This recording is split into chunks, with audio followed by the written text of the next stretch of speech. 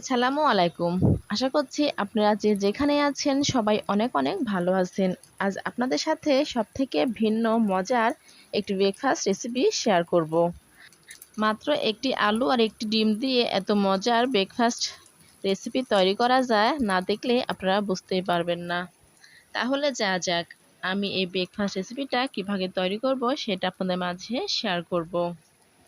এই মজার রেসিপিটা তৈরি করার জন্য প্রথমে নিতে হবে একটা আলু। আমি একটা আলু কুচি কুচি করে কেটে নিয়েছি। আপনারা চাইলে গ্রেটার দিয়েও গ্রেট করে নিতে পারেন। আর আপনারা যদি বটি দিয়েও কুচি করে নিতে চান তাহলে একদম মিহি করে কুচি করে নিতে হবে। এবার আলুটা ভালোভাবে হাতের সাহায্যে কচলিয়ে কচলিয়ে পানি দিয়ে ধুয়ে নিতে হবে। একবার পানি চেঞ্জ করে ধুয়ে নিলেই হবে। আমি আস্ত আলুটা ছিলার পর প্রথমে ভালোভাবে ধুয়ে নিয়েছিলাম, সেজন্য এখানে কুচি আলুটা একবারে ধুয়ে নিলাম। আলুগুলো সবগুলো উঠিয়ে নিব। ঠিক এভাবে চিপে চিপে আলুগুলো পানি ছাড়িয়ে উঠিয়ে নিলাম। সবগুলো আলু উঠানো হয়ে গেছে। এবার আমি এখানে একটা ডিম নিব। ডিমটা একটা কাঁটা চামচের সাহায্যে মাঝখান দিয়ে ভেঙে নিব। মাঝখান দিয়ে ভেঙে আমি ডিমের কুসুমটা আলাদা করব আর সাদা অংশটা আলাদা করে নেব। এটা খুব সাবধানে করতে হবে যেন কুসুমটা ভেঙে না যায়। ভেঙে গেলে নাস্তার টেস্টটা কমে যাবে না। এটা সৌন্দর্য দেখার জন্য আমি কুসুমটা আস্ত রাখার চেষ্টা করছি। ঠিক একইভাবে চেঞ্জ করে করে কুসুম আর সাদা অংশটা আলাদা করে নিচ্ছি। আলতোভাবে সময় নিয়ে কুসুমটা আলাদা করে নিলাম। এবার চুলাতে একটা প্যান বসিয়ে দিলাম। প্যানটা গরম হয়ে গেলে এর মধ্যে দেব অল্প পরিমাণের রান্নার রেগুলার তেল। এখানে অল্প পরিমাণে তেলটাই ব্যবহার করলাম। এবার এই তেলের মধ্যে অ্যাড করব কেটে রাখা আলু। এখানে যে আলুটা কুচি কুচি করে কেটে রাখছিলাম সে আলুটা ঢেলে দিলাম। তার মধ্যে অ্যাড করলাম ৩-৪টা কাঁচামরিচ, একদম ছোটো ছোটো করে কেটে দিলাম। তার সঙ্গে অ্যাড করলাম হাফ চামচের মতো লবণ। একটু নাড়াচাড়া করে মিশিয়ে নিলাম। ঠিক এভাবে আমি 2 থেকে 3 মিনিট নাড়াচাড়া করে আলুগুলো ভেজে নেব। এই পর্যায়ে অ্যাড করব খুবই সামান্য গোলমরিচের গুঁড়া। আমি এখানে কাঁচামরিচ ব্যবহার করলাম। আপনারা যদি ঝাল খেতে পছন্দ না করেন তাহলে কাঁচামরিচটা স্কিপ করবেন। শুধু গোলমরিচের গুঁড়া দিয়েই রান্নাটা করে নেবেন। আমার আলুগুলো ভাজা হয়ে গেছে। এবার সবগুলো আলু আমি উঠিয়ে নিলাম। এবার আলুগুলো ঠান্ডা হয়ে গেলে এর মধ্যে অ্যাড করলাম ডিমের সাদা অংশ। তার সঙ্গে অ্যাড করলাম পেঁয়াজ কুচি।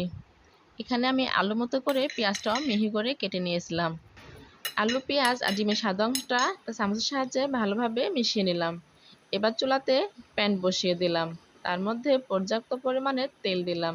তেলটা গরম হয়ে গেলে ডিমের সাদা অংশ দিয়ে আলু কুচিগুলো মাখিয়ে রাখছিলাম সে আলু কুচিগুলো এবার তেলের মধ্যে ঢেলে দেব। এবার সম্পূর্ণ মাখানো আলুগুলো তেলের মধ্যে ঢেলে দিলাম। 2 সেকেন্ডের মতো নাড়াচাড়া করে নেব। 2 সেকেন্ড নাড়াচাড়া হয়ে গেলে আমি আলুগুলো গোল শেপ আকারে করে নেব।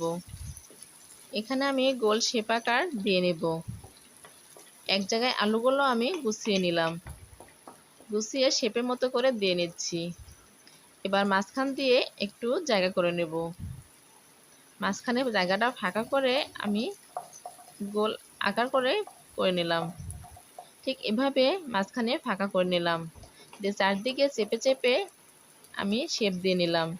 এভাবে একটা হাতের সাহায্যে চেপে চেপে চারদিকে গোল শেপ আকারে করে নিতে হবে। এবার আলু কুচির মাঝখানে যে গোল ছোট্ট জায়গা করে নিয়েছি, এবারে সে জায়গার মধ্যে আমি ডিমের কুসুমটা ঢেলে দেব। আমি সুন্দর করে আলতোভাবে ডিমের কুসুমটা বসিয়ে দিলাম। এবার এই পর্যায়ে অ্যাড করব সাদা তিল। এখানে আমি সাদা তিল অ্যাড করলাম। চা চামচের 1/4 ভাগ সাদা তিল অ্যাড করলাম। তার সঙ্গে অ্যাড করলাম কালো জিরা। কালো জিরাটাও চা চামচের 1/4 ভাগ অ্যাড করলাম। এবার এই পর্যায়ে অ্যাড করলাম গোলমরিচের গুঁড়া। এখানে গোলমরিচের গুঁড়াটা অ্যাড করলাম। আপনারা চাইলে স্কিপ করতেও পারেন।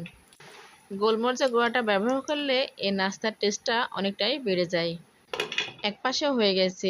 এবার উল্টিয়ে দিয়ে ঢাকনা দিয়ে ঢেকে 2 মিনিটের মতো রান্না করে নেব চুলার জাল লো হিটে রেখে। এখানে চুলার জাল লো হিটে রেখেই নাস্তাটি বানিয়ে নিতে হবে। ঠিক এভাবে উল্টিয়ে পাল্টিয়ে নাস্তাটি বানিয়ে নিতে হবে।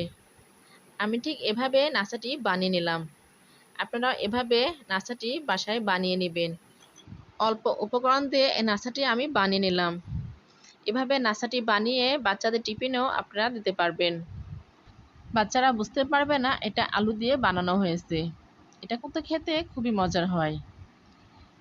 সকালে বা বিকেলে চায়ের সঙ্গে এই নাস্তাটি আমরা রাখতে পারি। আমার আজকের রেসিপিটা যদি ভালো লাগে তাহলে বন্ধুরা লাইক, কমেন্ট, শেয়ার এবং সাবস্ক্রাইব করবেন। সাবস্ক্রাইব করে আমার এই চ্যানেলের সঙ্গে থাকবেন। আমি যেন আবারও নতুন নতুন রেসিপি নিয়ে আপনাদের মাঝে হাজির হতে পারি। একটা ডিম আর একটা আলু দিয়ে মজার একটা রেসিপি তৈরি করা যায় সেটা আপনাদের সঙ্গে শেয়ার করলাম। আমি মনে করি আপনাদের সবার কাছে ভালো লাগবে। আমার আজকের রেসিপিটা কেমন হয়েছে আমাকে কমেন্ট করে জানাতে ভুলবেন না। সবাই ভালো থাকবেন, সুস্থ থাকবেন। সবার সুস্বাস্থ্য কামনা করে আজকের মতো বিদায় নিচ্ছি। আবারও হাজির হয়ে যাব নেক্সট টাইমে নতুন কোনো রেসিপি নিয়ে। আল্লাহ হাফেজ।